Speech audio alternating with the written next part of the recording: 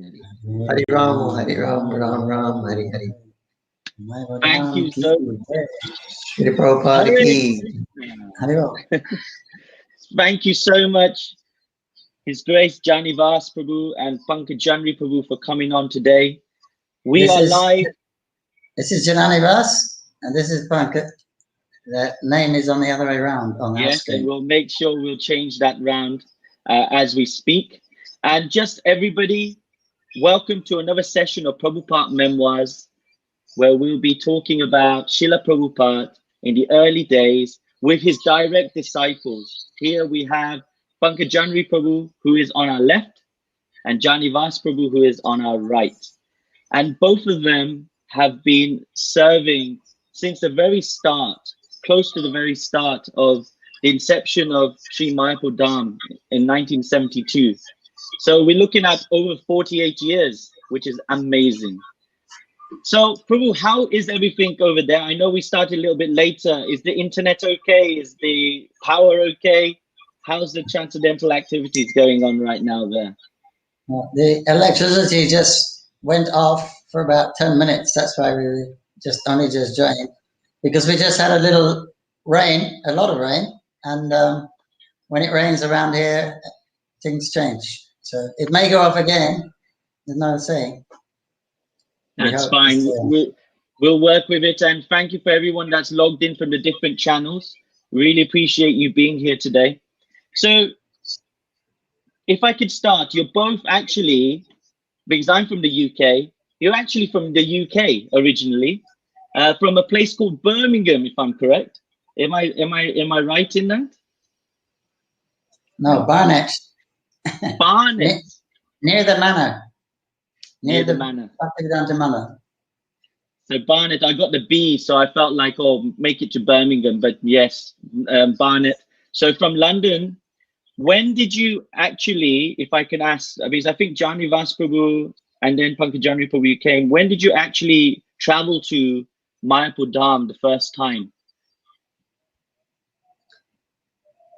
In 1972, February. We were going to have the first International Society for Krishna Consciousness Gaur Purnima Festival, Sri Dham Mayapur. 1972. I was one of the advance party. I was cooking for the devotees, and the other devotees were making arrangements for pandals and tents and things like that. So that was February 1972 I first came. Wow. And Pankanjanghri Prabhu, when did you meet?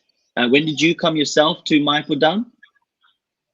Well, I came in 72 also to visit Jananivas. I mean, we were already in India at that time, so I came to see him, and I stayed for a week in 72, and then I went to the UK, and I got initiated in 73 in the manor, and then I came back in beginning of 74, Gaur Purnima. Wow. The Gaur Purnima had a proper significance for both of you. And Srila Prabhupada, of course, the saying goes that Mayapur was his place of worship, Mumbai was his office, and Vrindavan was his home.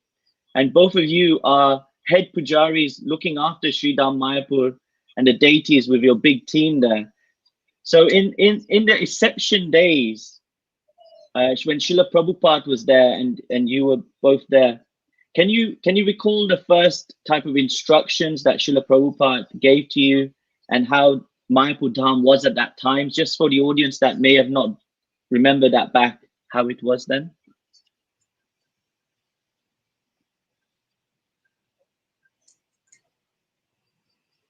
Jananivas knew everyone who passed on the street in 1972. Yeah, there was it was like just rice fields here. Wherever you were in Mayapur, you could look on the eastern side, you could see the Jog Pit. You look the other side, you could see the Ganga. Look the other side, you see Bhaktivinoda Thakur's house. There was nothing. One or two temples, Gaudiya Math temples. Otherwise, it was all just rice fields here. And Bhavananda Prabhu, he said to Prabhupada, you were sitting here, we're from big cities around the world, and we're sitting in these rice fields in Mayapur, and you're telling us to build a big temple and a city here. Prabhupada, where will all the money come from? Prabhupada started laughing. He said, our Bhavananda is always worried. Where will money come from? Yeah. He said, but here you have Radha Madhava. Madhava means the husband, the goddess of fortune. So you worship Madhava nicely, you won't have any problem for money. Shri Radha Madhava Ji ki jai. Yeah. Amazing. And actually, I was hearing, because there was a budget in those days for the, for the bhoga and for the sandesh, for the deities. Oh, yeah. Can you kindly let everyone know, because now, and I'm going to come on to later how amazing it is, but in those days, how much was that budget for Radha Madhav Sandesh? The Sandesh, we were buying from Navadvip, but the budget for the Sandesh budget was 1 rupee 75 pies, and we buy 2 pieces. 2 pieces, so Wow. 2 rupees 50. 2 rupees 50. Then I would, for every offering, I would cut those Sandesh up into how many offerings we're having a day, 5, 6 offerings. I would cut the sections off and like that. But they tasted like nectar. Wow. And that building itself, the Bhajan Kutir, if I'm correct, that's where Radha Madhava were originally. Is that correct? And how was that? Yeah, they came here for Gaur Purnima 1972. Then at the end of that festival, it was a big success. About 70 devotees, mostly from America, came. But many of Prabhupada's godbrothers came. Prabhupada himself laid the foundation stone for the TOVP. Personally, he climbed down into the pit, 10, 15 feet deep, laid an Amtadev Shesh to support the project. And what was the question? The actual Radha Madhava. That's right. I got it. So Radha Madhava, they were in Calcutta temple with Radha Govindaji. So then the devotees said, we'll take Radha Madhava to Mayapur because we have no deities there. So they brought Radha Madhava, small Radha Madhava, to Sri Dham Mayapur, and they presided over the festival. So when the festival was finished, all the devotees were going back to their different countries, and Prabhupada said, where is Radha Madhava? They said, Srila Prabhupada, we put them in the trunk and we're going to take them back to Calcutta. He said, no, now they're here, they should stay here. They should not go. And we said, where do they stay, Prabhupada? And he said, where are you staying? We said, well, we've only got the Bhajan Kutir here. So the devotees were staying. He said, that's okay, they can stay in the Bhajan Kutir also until we build a temple for them. So they were staying there in the Bhajan Kutir, and Prabhupada was also living in the Bhajan Kutir. A few devotees. No electricity, no running water, no lavatory. We used to have just a house made of jute sticks, a little like a hut with a hole in the ground. That's Prabhupada's bathroom. Wow. That sounds very austere. Considering it was now. really austere.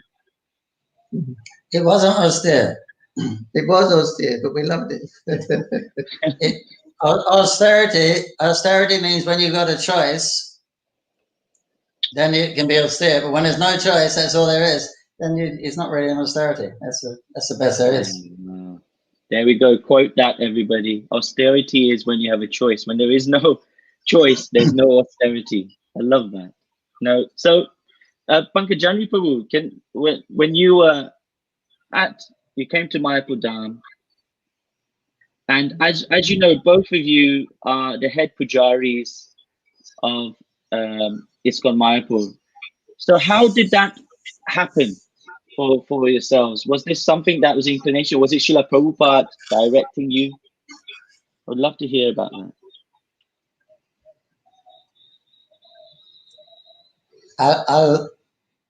Shall I tell you, speak for both of us? Jananivas, he was cooking and he was watching the Pujari. There was one Pujari who did everything.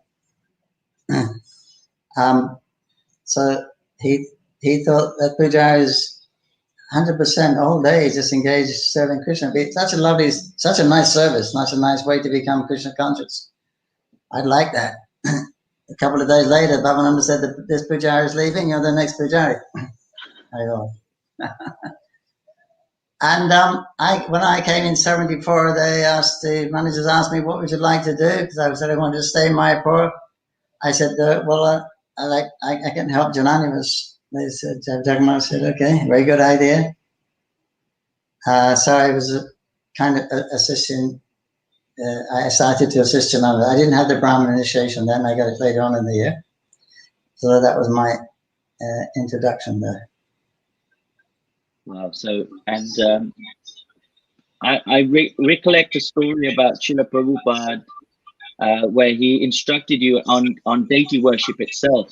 And this is now, you are carrying this on. So can you tell us a little bit about, or as much as you can, about those instructions and how that came about with Srila Prabhupada talking about deity worship to you both? Okay, so the Prabhupada was in the Bhajan Kutir. He was talking with the managers, and I was just sitting there at Prabhupada's feet and just listening. And then in the conversation, Prabhupada stopped and he said to the managers, he said that this boy, Jananivas, he must have some help. He cannot do everything. He is an ordinary person. Because I was only one Pujari there then. He is an ordinary person. He must have help. And he looked at me and he said, so you should train up Pujaris. I said, yes, Srila Prabhupada. I didn't, we never had any sense of training, just bathing and offering. We had no mantras or anything in those days. I didn't know what he's talking about. And he said, train up Pujaris. There was no one there. So anyway, I said, yes, Srila Prabhupada. Then he continues his conversation again with Bhavananda. Then again, he looks at Bhavananda. He said, no, he looked at me and he said, so you train up Pujaris? I said, yes, Srila Prabhupada. I would have forgotten, I think. He told me twice, but I would have forgotten, I believe. But anyway, then we finished the conversation. We were leaving, like, I was walking out the Bhajan Kutir. I had one foot inside, one foot outside. And I heard, train up Pujaris. You hear me? I said, yes, Srila Prabhupada. So I remembered because he told me 3 times. It's very auspicious to get instruction three times. Wow. So he did ask me instruct me on some things. He asked me one time, how you're worshipping the deity? And I was giving a step-by-step description of what we were doing. We bring the deities down, we polish them with tilak and bathe them with Ganga water, and I was good. And he said, he was just nodding and things like that. Then he said, what mantras you're using? And we didn't have any kind of mantras, bija mantras or mula mantras or things like that. So I said, we chant Brahma Gayatri, Prabhupada. We chant the Chintamani prayers. Prabhupada said, good. And then I said, oh, we chant the Gayatri mantra also. Before they started, they would chant Gayatri mantra. We chant Gayatri mantra also. And Prabhupada, Gayatri mantra, Om. Om is there, it's Vedic. Very good, very good. And then I said, then we polish the deity, then we dry the deity, we dry the deities with a cloth. And then Harrison telling me that then we started to dress. Then Prabhupada said, then at that time, he said, you should offer tulsi leaves to Krishna's feet. But according to all the puja manuals, and generally you offer the tulsi after you've offered, addressed the deities and offer scents and flowers. At that time, you will offer tulsi, generally. But Prabhupada said, no, at that time. I took it to mean that here now Krishna, completely naked, just taken bath. And the first offering we do, he has nothing on, nothing. The first offering we offer is tulsi, who's like Bhakti Devi. We know as Bhakti Devi.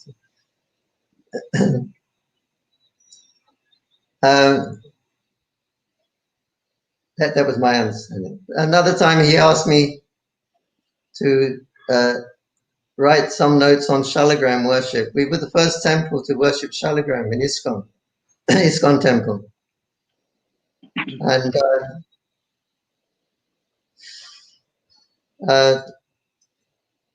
then New York was going to worship, and he called me to his room. Oh, it's a little side story. He called me to his room. I was just going to do the Rajbhog offering, and I just had my head shaved, and I put 12 tilags on, and I was just going to go on the altar. And I went, and the devotee came running down and said, Prabhupada wants to see you in his room. So I ran upstairs to Prabhupada's room, paid my obeisances. And then Prabhupada was looking at me, and he was kind of glancing over me. He was very, what did I say? He was very happy to see me like this, in this condition. I think and I wonder what he was looking at. He was looking me up and down, and I thought, it's someone else, and then there was no one else around. And so that from that we gathered, you can please the Guru even by your appearance. A few years ago or months ago, I was wretched, laying in the gutters of this material world, and Prabhupada came, picked us up and put us like this, made us into so-called devotees. And I thought that was my reason again why we don't know, not that we know Prabhupada, why Prabhupada did what he did or thought what he did, but that was my guess that he was happy to see this transformation from someone he picked out the gutter a few years ago, or months ago. Anyway, I went to his room and I said, "Did you want to see me?" And he said, "Oh yes." He said, "They're worshipping Shalogram. Going to start worshipping Shalogram in New York. So you should write some notes for them. You have some experience. You write some notes for them and give them for New York temple." Yeah. Wow. I'll tell you more elaborate later on about the Shalogram if we have time. Yes, I've noted it. I would love, be lovely for that. And I just want to say for everybody that's joined in today, thank you. We have just over 200 of you from the different platforms that joining in live. This will be also available after as well. So I just want to say to everybody that's online, this is your opportunity. Any questions you want to ask, please do bring them in, and then I will try to bring some of those questions up according to our time, place, and circumstance. So may I just talk now about right now the service of the deities themselves is completely different in terms of the amount of people serving, etc., to what it was back in the days. So could you give us how many people are actually pujaris right now in the temple, and how many people actually are doing the seamstress work and the shardam offering, bhoga, actually cooking the bhoga itself? So how many at the moment in Mayapur Dham itself? What does the team consist of currently? Approximately, there's about 15 full-time pujaris, probably the same amount part-time. We got about 5 cooks, we have for the Boga, and about we have a not temporary people from outside making the sweets, other devotees in the congregation. So a lot there. In the dressmaking department, we have at least 20 people. The flower garlands making, these 20. We have about 20 gardeners for growing flowers. There's about 100, more or less, on the payroll. So now the team has grown so much. So it's Jananivas' anxiety. He said, when I was alone, he said, I was so just happy and absorbed, and something needs to be done. I just did it because there's no one else to do it. Now I'm in anxiety. This is going to be done, that's going to be done, and chasing everyone else around to do it.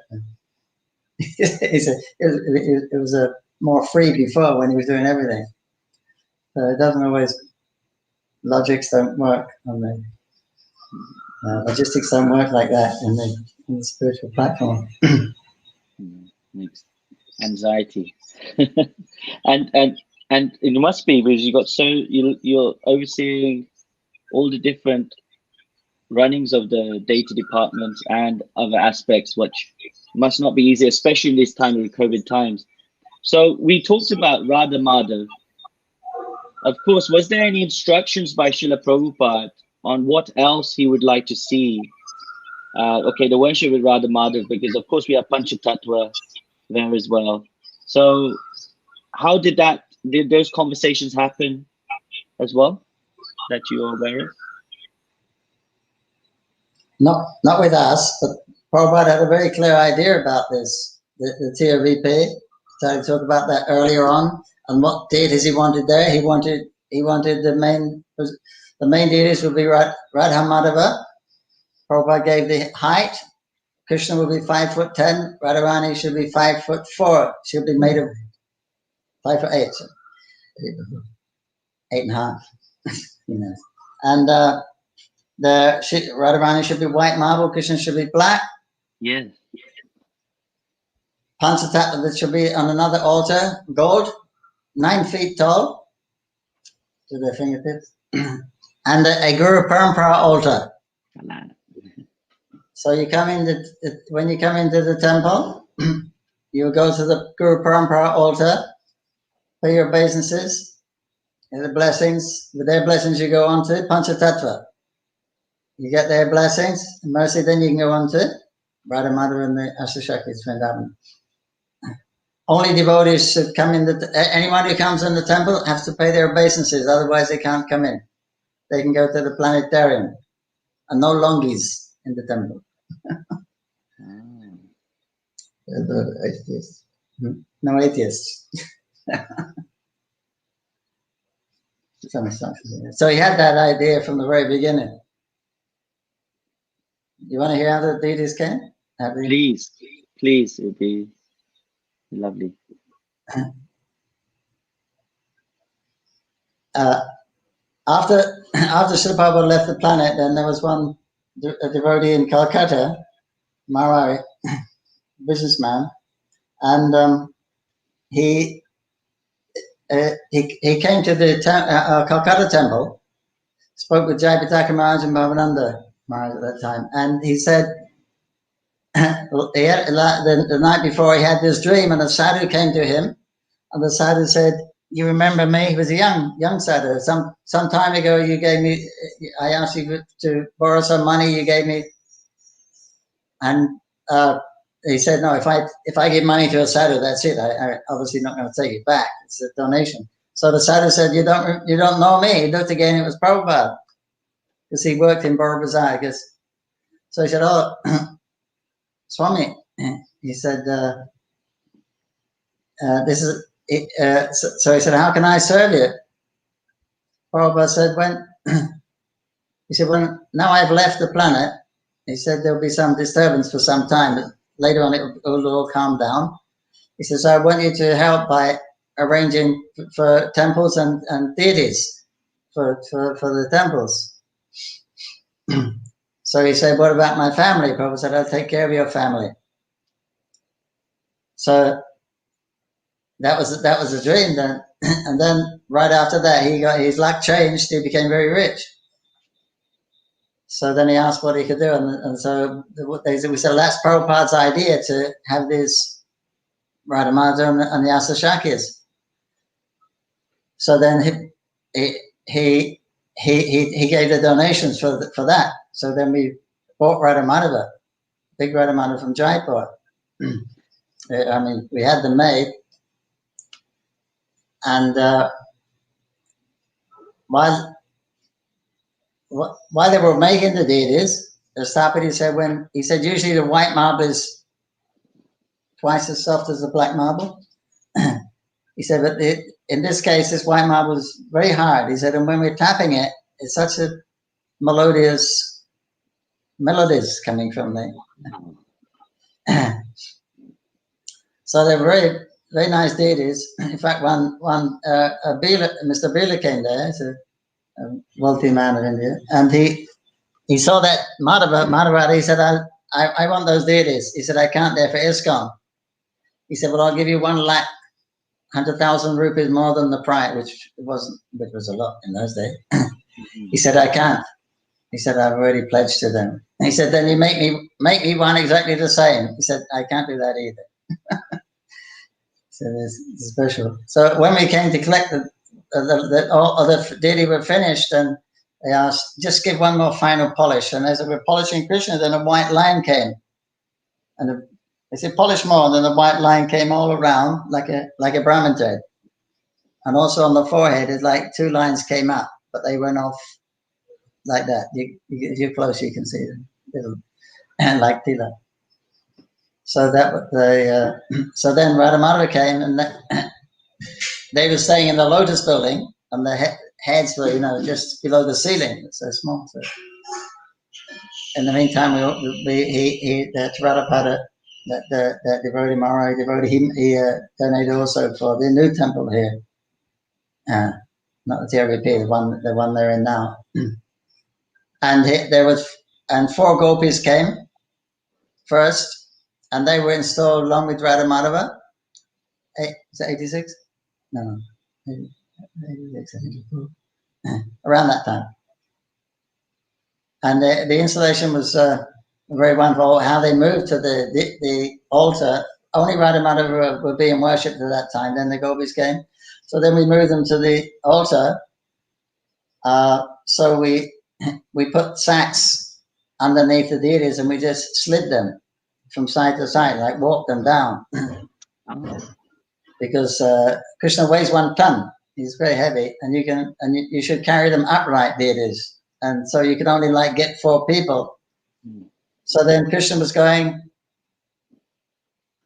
like this, side to side, sliding down towards his new temple, and Radharani was behind him, and the 4 gopis looked very enchanting, like dancing to their new temple. So as you know, the temple was very high. It's like two levels of 3 feet, because there's flooding here, so it's made very high. So we thought, how are we going to lift Krishna up there? But amazingly, because only four devotees could lift him, and he went up. Just like everyone was amazed. He became weightless actually when they lifted him up and put him on the altar. And then the other 4 gopis, they came a little later. Wow. And keeping on the theme of the deities, the questions come in from Milan Madhava Das. He says, Hare Krishna, we see Srila Prabhupada establish Radha Madhava and Gauranga worship during the initial days of Iskcon Mayapur. We see also the same in Saraswat Gaudiya Math, like Yogapit and Chaitanya Math. Is there any specific significance in the worship of Gauranga and then Radha Madhava?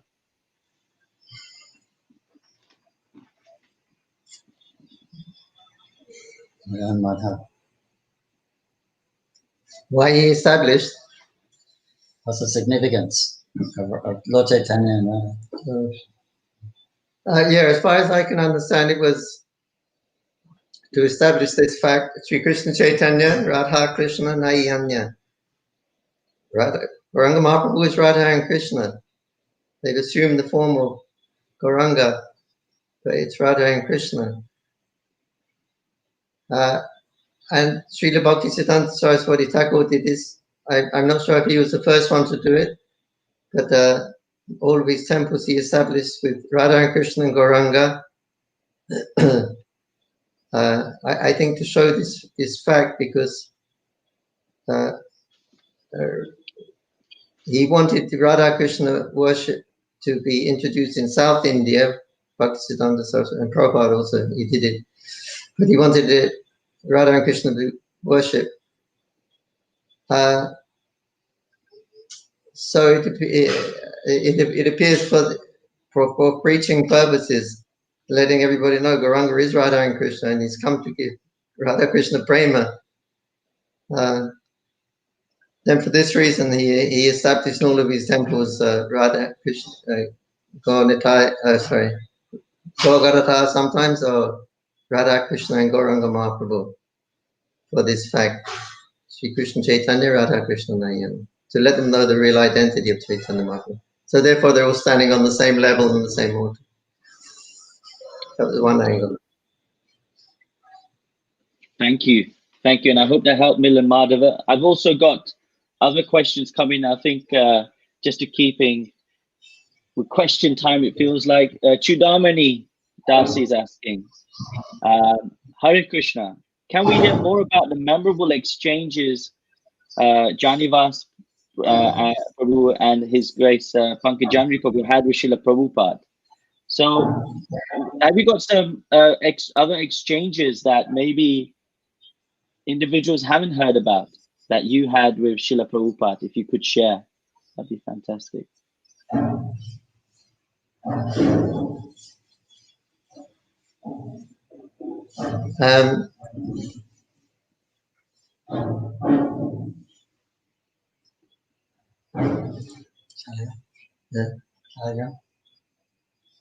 Yeah, Prabhupada taught us how to worship the Shalogram Shila. He said, you get some Shalogram Shila from a friend, and we can start worshiping. This would be the first Iskcon temple to worship Shalogram Shila. Anyway, Jayapataka Maharaj came with Bhavananda, and they had a Shalogram, and they said, we managed to get one, Prabhupada. And they showed him the Shalogram. Prabhupada immediately picked it up and touched his head to it. And I don't know if Prabhupada knew he was coming with that Shalogram or not, but somehow or another, the Prabhupada started to worship the Shalogram. There was no paraphernalia there or anything, but he said, this is Shalogram Shila. He's not different than Krishna.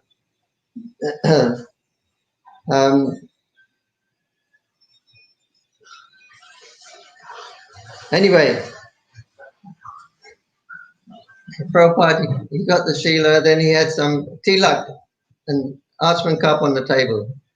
So he made some tilak, and then he had a matchbox in his desk, and he got a matchstick, and he painted a little face on the Shalogram, little eyes, little nose, little mouth, M-shaped mouth, and he was saying some different things as he was going along. So you should do like this, only you do it nicely, and he put little gopi dots around, and then Prabhupada took off his garland, his own garland he was wearing, and he put it around the Shalogram Shila. And he said you should worship. He said the Brahmanas, they worship a Shalogram. He said the sadhus, they go from one place to another. They go to one place and they open up the Shalogram they have in a bag or a box or something. They open him up and they give some mantras, and then they put him to sleep again and move on. Next time they go to another place, they open up, give some mantras and puja, again close up, then go on like this. He said, "These are brahmanas. This is Shalogram Shila worship. Mantra, sleeping, mantra, sleeping, mantras." And he started laughing. And then he turned his egg, the tilak container upside down. It was an egg cup shape kind of thing. And he had a bit of Prabhupada Maharaj had 2 pieces of cloth from Shantipur, little silk cloth for shalograms, and Prabhupada folded it like a concertina, and put it on the upside down tilak box. It had a perfect little indentation that the shalogram could sit there and not roll around. And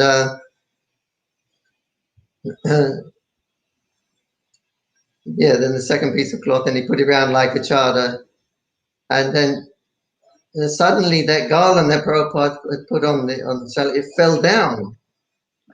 And Prabhupada said, "Oh, did you see? Did you see? Did you see?" He said, "You know the story of Krishnadas Kaviraj when he went to Madan Mohanji to get permission to write Chaitanamrita? You see? Like that, he's accepting my service, you see." So anyway, that was the and Prabhupada did that little puja. He didn't ask for anything. He just whatever was around him, he used and did the whole little puja there. So later on, the Prabhupada was coming every year, every Gaur Purnima. Then we had some other shalograms, some different shalograms came from different places. So there's a few shalograms on the altar. And this one had he had a natural, shalograms have different lakshanas, chakras and things like that, footprints, and so he had a natural hole. He had a natural mouth there, hole. Whereas in the one he showed me with the tilak, he painted a little seagull shape, a little lemon-shaped mouth. But this one had a natural. He had a excuse me. He had a natural mouth with a hole, and so I put the other 2 mouths. He had the natural mouth, and I painted the other mouth with the little M-shaped mouth over the other one. So then Prabhupada came every year for Gaur Purnima, and he took darshan of Radha Madhava, and he looked down at the feet and he saw the shalogram was there. And he said, "Why he has a mustache?"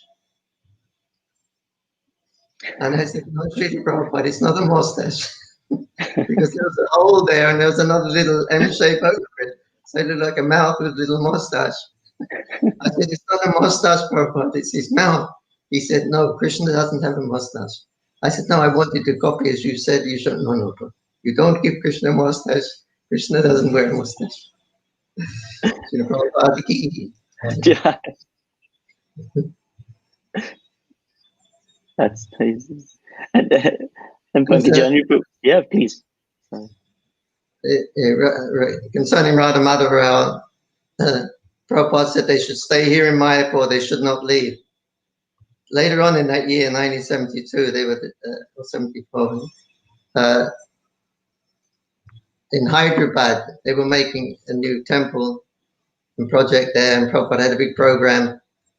And the devotees said, "What deities we have?" I think there's only 2 deities, temples in Iskcon at that time.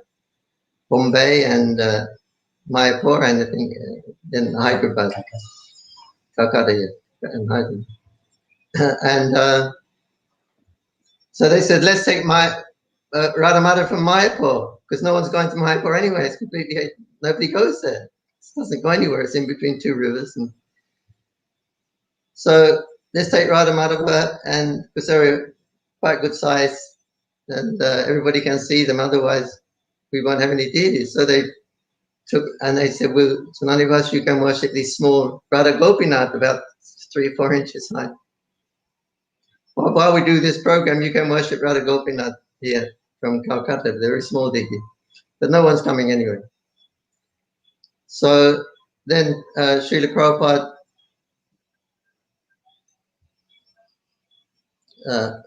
one other thing just before that, when Prabhupada was making his he wanted a Harinam world party, Sankirtan world party to travel around the world, and he was really getting into it at one time. So we said, we'll start in India. And they did that program in India, and it was a big success, huge success. Prabhupada and all the Western Vaishnavas, first time they've seen that Western people, devotees chanting Hare Krishna. It's a big success. They got back to Calcutta temple after the tour.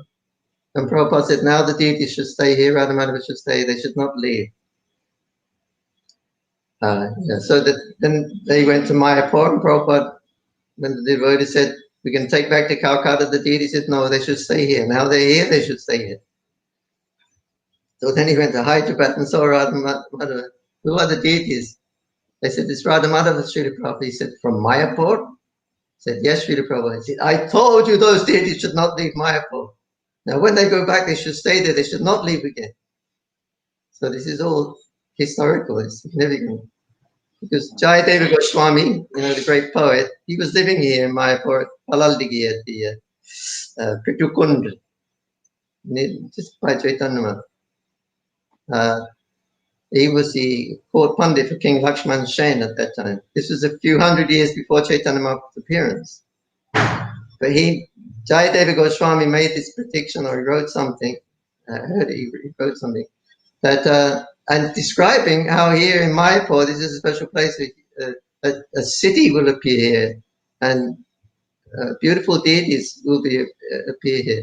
And the names of those deities will be known as Radha Madhava. So it's historical, Radha Madhava ki jai. Prabhupada knew that. Oh, what I was going to say in that, when they were on that tour, and when they were in Halalabad, maybe Gorakhpur also, Prabhupada first was chanting this Jai Radha Madhava Punjabi Hari, the famous song, and he went into an ecstasy for some moments, one of those pin drop silence. And afterwards he became external again. And he said, this song, Radha Madhava, it's a picture of Vrindavan.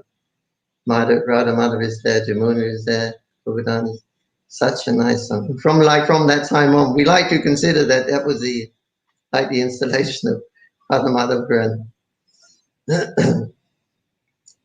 So that was the name giving ceremony. Prabhupada named him Radha Madhava, and from that time on he chanted every morning practically before Bhagavatam class, and then he told not to when he went to Calcutta. So Prabhupada knew. Prabhupada knew. He knew that particular. This was a couple of hundred years before Chaitanya Mahaprabhu. Yeah, so these deities are historical. They're the deities of the presiding deities for the next 10,000 years of the Chaitanya Mahaprabhu's mission. Jai Radha Madhava ki jai. Jai. Thank you so much. Pankanjanghri Prabhu, is there any specific pastime you recall that you would like to share about Srila Prabhupada? With me, not much. I only one time I used to be in charge of cleaning the building, the Lotus building, and I was also ashram teacher. We had 6 boys, and so they used to help me. And I told them, you go and put water on the floor on the 3rd floor. I'll bring the squeegees, and then we'll squeegee the water around. And so 3rd floor in Bengal is 2nd floor in India. Okay. We have a ground floor, they have 1st. So when I came out there, so they put water all around the Prabhupada's floor, and he was taking rest at that time. So I went, no, what have you done? No. So then I was just really gently going around and squeezing the water, and I just came out to Prabhupada's room, and then he stepped out the door. And he looked, and then he spoke, but he kind of spoke to himself. He said, oh,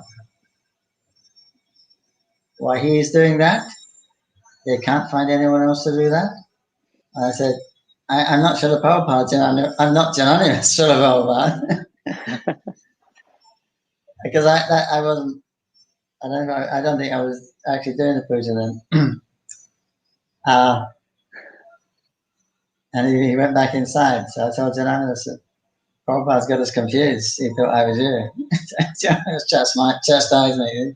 Don't think girls' puja master is suffering from imperfect senses like you. But that was it. I thought, otherwise, why would he say that? I was a cleaner. Yeah.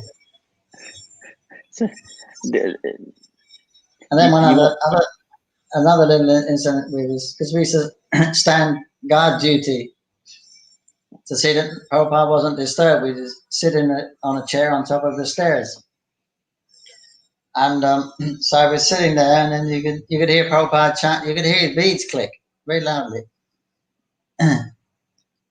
And then I was looking down like towards Prabhupada's door. He came out the other side of the room, and he came around the other veranda, and then he walked up to me.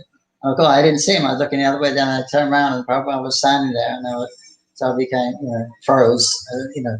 Prabhupada was a very powerful person. he just divided that, and there was a great. He put up a very great presence of awe, sometimes. So then I kind of froze. I just didn't know what to do, and I was sitting with one leg across my knee, and I had some injury on my ankle, but I sit like that anyway. And then I didn't say anything. I didn't know what to do.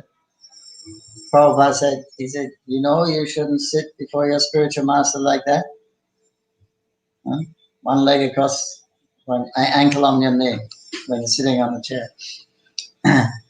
I said, no, Sir Prabhupada, I don't know anything about this culture. So then I helped down and paid my obeisances, and he saw I had a bandage on my ankle. He said, oh, you have an infection? I said, yes, Sir Prabhupada. I said, then that's all right. That's all right. Yeah. Wow. Thank you so much for sharing. And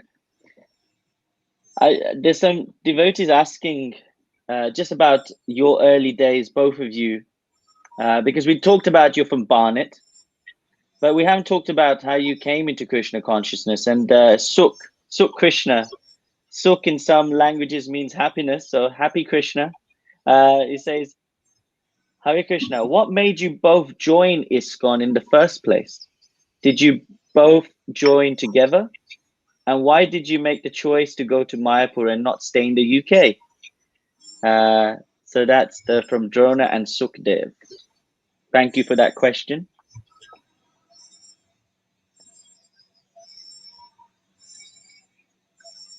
Hare Krishna.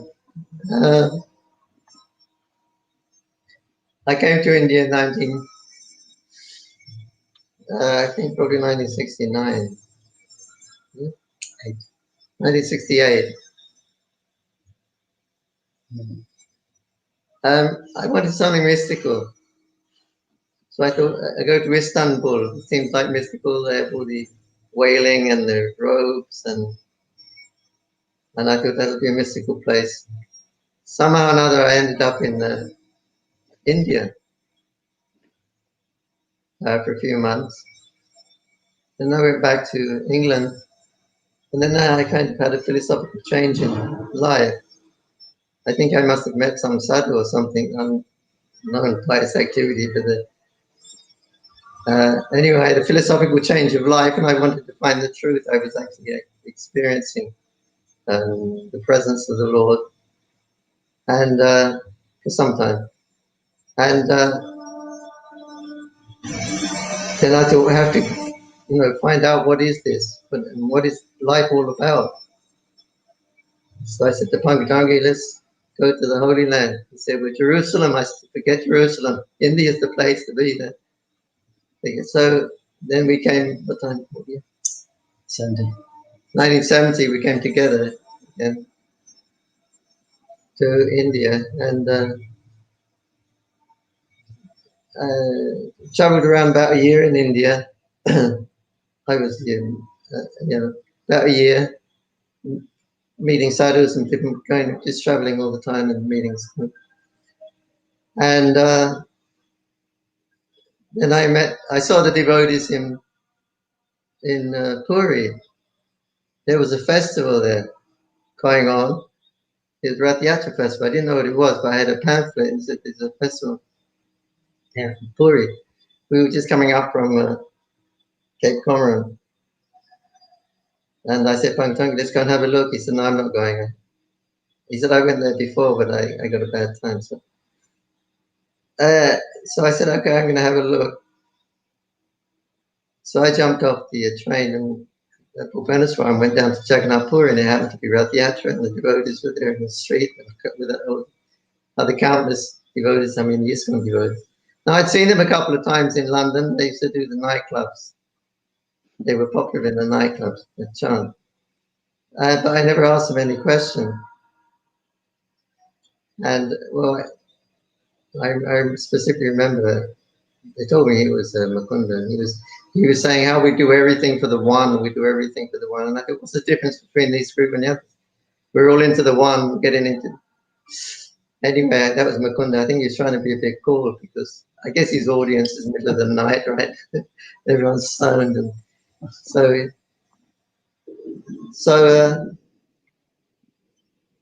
I saw the devotees, and I thought it's my chance to ask a question because I've been asked. I had a lot of questions to answer. And so I went to the devotees and I said, why are you chanting Krishna's names and Rama's names? According to Hindu philosophy, my own speculation, according to Hindu philosophy, then you come to the point of Vishnu, Brahman, Vishnu, Mahesh, then that's it. That's the topmost thing in Hinduism. So why don't you chant Krishna's name? Why are you chanting Vishnu, Mahesh, and well, why not chant Krishna's name? Why are you chanting Krishna's name? And he said to me, we chant Krishna's name because Krishna is the supreme personality of Godhead. And boom, it just struck me. Like, gee, nobody ever told me that before. I've been meeting so many sadhus in the past year. Nobody ever told me God was a person before. Yes. So then I had Bhagavad Gita. I had a couple of Bhagavad Gitas, not Prabhupada's, Pankanjanghri. And I would open them on the same page, trying to understand, but I was only getting a headache. But when they showed me Prabhupada's Gita and started preaching to me, well, all my questions were completely answered, and I was satisfied. Everything was, I accepted immediately Krishna consciousness. I was so happy. I felt, great relief after traveling around me and hearing that what is the truth, what is the absolute truth, so easily acceptable. And so I was so happy. I didn't think I'd become a Krishna conscious. I didn't even know what it was. I just met them in the street. But they said, I said, I'm going to Benares to see my brother. He said, you're going through Calcutta. We got a temple there. Have a look. Okay. So I went to the temple in Calcutta, and, that was it. He never came home for 40 years. He never went back home for 40 years after he went in that temple. 40 years. Where did the Haris got it? Well, we do see Pankanjanghri Prabhu come to UK from time to time, but yes, we haven't seen so much of Jananivas Prabhu. So, but thank you for sharing these nectarian pastimes. And Pankanjanghri Prabhu, of course, you followed after your brother was gone to Mayapur. But what about yourself? What was it for you that made you join to Krishna consciousness? My brother. Because while he was in Calcutta, I was waiting for him in Benares. There was no emails, faxes, or cell phones then. No. So I came in the room where I was staying, and at the time I was sitting there. But he was wearing saffron and shaved head. And I didn't recognize him because he had his back to me. But I noticed he was very effulgent. I thought, wow, there's a sadhu in our room. What's the sadhu doing in our room? And then he turned around and there we go. What happened?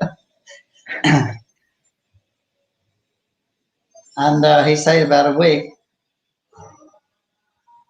he preached to me. I couldn't understand very much, I must admit. We were heavily Mayavadi influenced. I had 2 gurus, other Mayavadi gurus, while I was in India. And yeah, so then that would have been 71. Yeah, then I was going back to the west. I thought, why go back? It's the end of the year. Why not stay here for the winter? So then I went down to Goa for the winter, living on the beach. And then I went to see Jananivas in Calcutta. By that time he was in Mayapur, moved to Mayapur. So then I came to Mayapur. That was just after Gaur Purnima 72. The panel was still up, and they, yeah, it was. I like Mayapur, beautiful place. Water, when you took a bath under the pump, the water would come out and be like rainbows coming out. And wow, where are we? The kids with big lights in at night. And yeah, I used to have a lot of arguments with the devotees. They thought I came to take Jananivas back. Right. So there was a rumor that my parents had sent me to take, but I was already in India. Anyway, I used to argue, especially with one Swami, and I remember arguing with another Swami, but I don't remember. Jananivas told me Tamal Krishna Maharaj came. So we had an argument. So then Tamal Krishna Maharaj came out and said to Tamal Krishna Maharaj, look, he says he's closer to God than me. What do you think? What do you say about that? He said, don't worry about anyone else, how close they are. You just worry how close you're getting to God. And I found, of course, I couldn't defeat their arguments. They were puffed up, and I thought, I'll have to learn this philosophy, then I can get them, you know. So Krishna tricked me. So I stayed probably about a week or so. Then I went back. But when I got back again, I found that I was quite a different person, and I couldn't slot back into that kind of life I came from. So I found myself visiting the temple and staying for the weekend, and gradually just staying longer in the temple than at home, and the gradual transition, chanting Hare Krishna, offering my food, making it prasadam, associating with devotees, going on Sankirtan. And then, yeah, just, I didn't want to become a Hare Krishna per se. I didn't want to give up my so-called freedom, but I like the devotees, I like the philosophy, I like everything about it. But somehow or other, I didn't want to give up my independence spirit. But I had some pretty telling dreams. One of them was, Jananivas and I, we were walking in India, I guess. It was an arid country, and we had an old guide, Prabhupada. He didn't look like Prabhupada, but he was guiding us, and we came to this stream. It wasn't very big, it wasn't very big. It was about 20 feet across. So he said, look, I'm taking your brother on my back. I'm taking him across, and I'll come back and take you across. So he gets Jananivas on the back, and he's walking, he's going across the river. So I said, no problem. I said, I can come myself. He said, no, you wait, I will come and take it. I said, really? It's not a problem. I can easily cross this. And he said, no, you wait, I'll bring you. So I said, come on, you're an old man. I can dive in the water and come up and touch the other side. Isn't it really no problem? He said, no, I'll bring you across. So I said, no, don't bother yourself, old man. So I dive in the water. I come up in the middle. I start swimming. I couldn't get there. And I was really going for it. And I thought, it's getting exhausted. I can't do it. I just can't get there. So I realized I'm not going to do it. So I tried to come back. I couldn't get back. Then I found myself, the current was carrying me out the midstream. And then I woke up from the dream. Then I thought, okay, you need a guru. Gotta have a guru. So like that. I gradually about 18 months took me about 18 months to come in. move into After some amazing dreams, it was like the light bulb moment. And some amazing experiences with Prabhupada. Please, if you, I was just looking. It's just, I think we need to have more sessions on this, especially because your pastimes. There's so many amazing pastimes that you're sharing, and an hour has just gone, just like that, as time does fly, as they say. But I want to just bring, if it's okay to speak about that both of you dedicated your lives to Sri Mayapur Dham, to Srila Prabhupada, to the deities. And we all find you as such inspirations. And it's just for us all in the Krishna conscious movement, I'm sure I speak for everyone online, it's an absolute honor and pleasure to actually have your association. And on this basis, Varshana Das is asking, what I was also thinking was, could you give any advice for the young Pujaris of the future in Iskcon? How we can take it forward, and any pearls of wisdom you could share with us?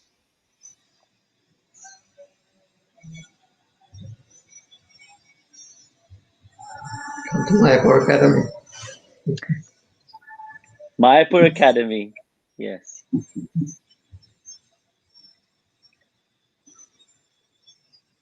No, we have everything you say. The philosophy is the greatest philosophy. So more or less, Prabhupada has saved our lives. So we're actually indebted to Prabhupada.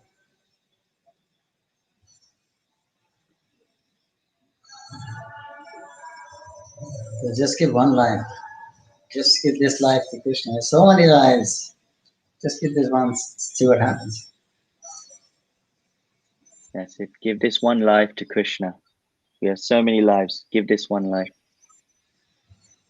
I have the Sringa Kabachar Prabhu who's in charge of Mayapur Academy. He always he pushes it. He asked me to tell this story.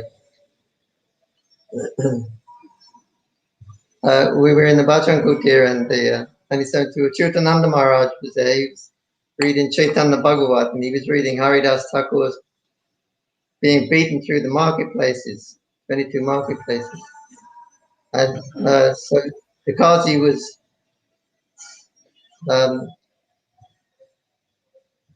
the Qazi, yeah, he said, if we'll beat you up, we'll cut your body into 1,000 pieces, and if you maintain this low-class Hindu religion. So Haridas Thakur said, you may cut my body into thousands of pieces if you like, but as long as there is one fiber of energy left in my body, I will not stop to chant the holy name. And it kind of struck me as such a wonderful prayer. And I ran to Radha Madhava and I made that prayer to them that as long as there is one fiber of energy left in my body, I will not stop to serve you, Radha Madhava. So this is the what we can get from the Acharyas examples, even though it's 500 years ago, we can get these instructions from the Acharyas. So like that, more or less our standard was like that. Yasatmaka buddhira kiha kuranandana bhavu shakyananta shatayoga shayanam, that we put the orders of our spiritual master, we make it our life and soul. And Prabhupada said that when he heard this from Vishwanath Chakrabarti Thakur's Bhagavad Gita, Vyasatmaka Buddhiya verse, Prabhupada said, it struck me also. He said, it struck me, and I remember my Guru Maharaj's instructions to me. And so, like that, I made my life and soul to execute the order of my spiritual master. And Prabhupada, it was a success story for Prabhupada. He dedicated his life to distribute the teachings of his spiritual master, the order of his spiritual master.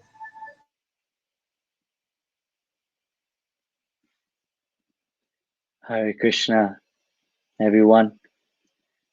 Apologies, I think the electricity in Mayapur Dham has just come off. I'm just checking if they are on. It has come off. I think what we'll try and do is hopefully we can try to get them back on another date. But thank you everybody for joining today. Really so amazing to speak to His Grace Pankanjanghri Prabhu and Jananivas Prabhu and find their stories of their memories of Srila Prabhupada. And if anybody would like to help in Srila Mayapur Dham, you heard about the Mayapur Academy. Check it out. Just go to Iskcon Mayapur. And also, if you would like to also support in this COVID crisis time, then please do check out the website and see how you can be of service. And I just want to say Hare Krishna to everyone for joining. And please tune in next week. We will be soon releasing to you. So keep watch out of who we have on next week. So on that basis, thank you and Hare Krishna.